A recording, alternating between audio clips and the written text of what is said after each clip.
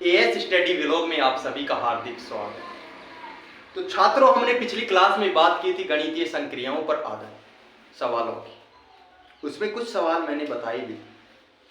आज उसी प्रश्नावली में हम आगे और भी सवालों को हल करेंगे। जैसे कि हमारे पास में ये पहला सवाल है आज का कि यदि प्लस बराबर भाग हो, अर्थात प्लस का मतलब भाग हो, माइनस का मतलब प्लस हो, गुणा का मतलब माइनस हो तथा भाग का मतलब गुणा हो, तो इस समीकरण का अपने को मान निकालना है। तो सबसे पहले अपन क्या करेंगे? सबसे पहले अपन इनके चिन्ह चेंज करेंगे। अर्थात जैसे कि देखो, पहला चिन्ह है अपने पास भाग का, तो भाग का मतलब क्या होता है भाई? गुणा। तो भाग की जगह स्थान बदलेंगे और क्या आ जाएगा? गुणा का साइन।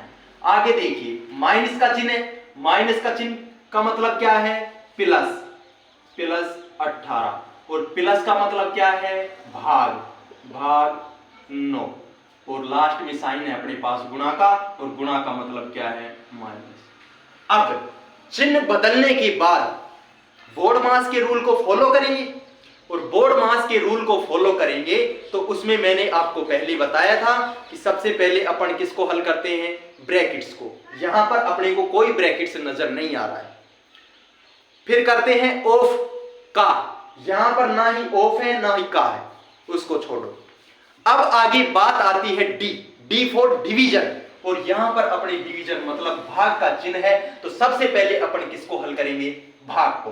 तो बच्चों मेरे को यह बताइए कि 18 में 9 का भाग देते हैं तो कितना आता है?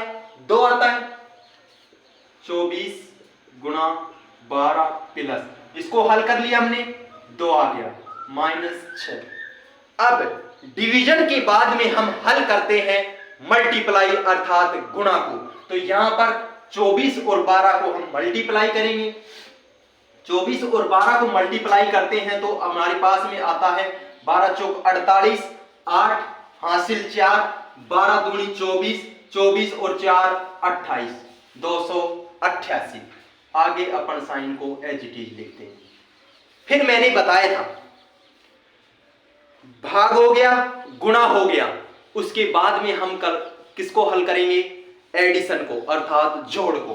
तो यहां पर 288 में 2 जोड़ते हैं तो कितना आता है? 290।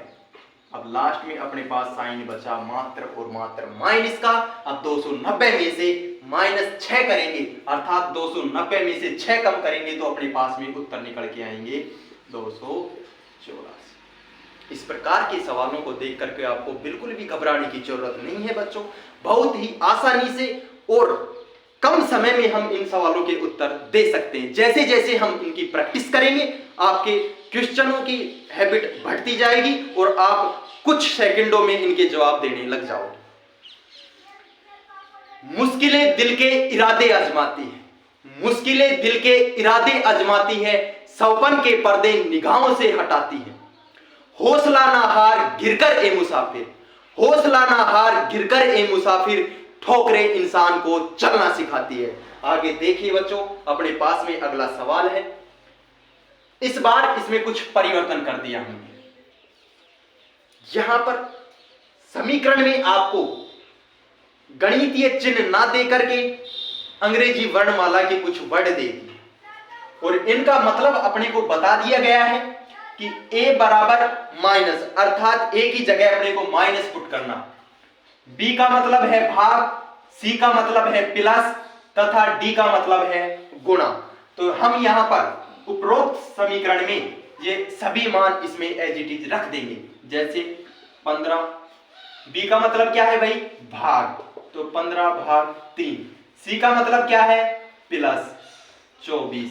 a का मतलब क्या है? माइनस 12। आगे है डी का मतलब क्या है?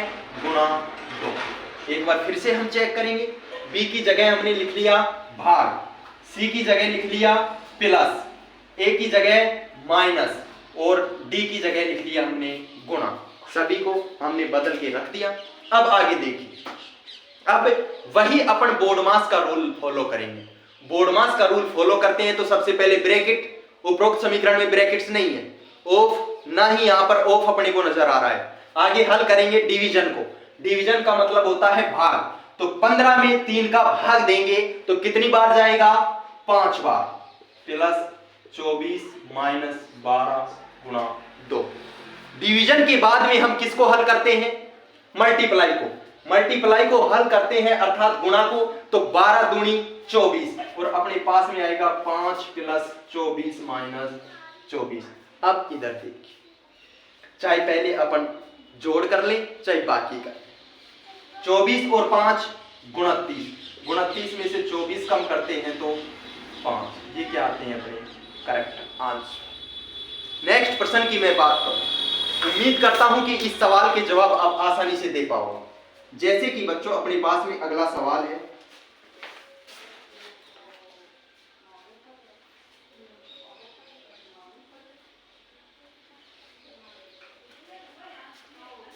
इस बार अपने को कोष्टक दिए गए हैं।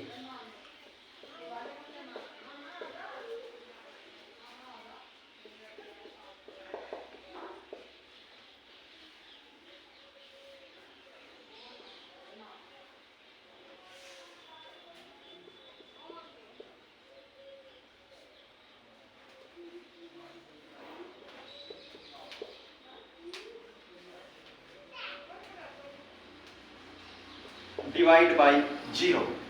ये अपने को एक समीकरण दी हुई है और इस समीकरण का मान अपने को निकालना है। और इस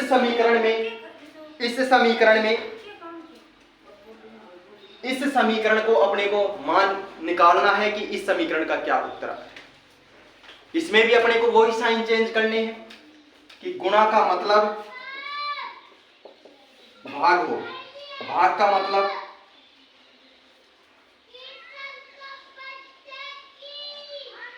गुणा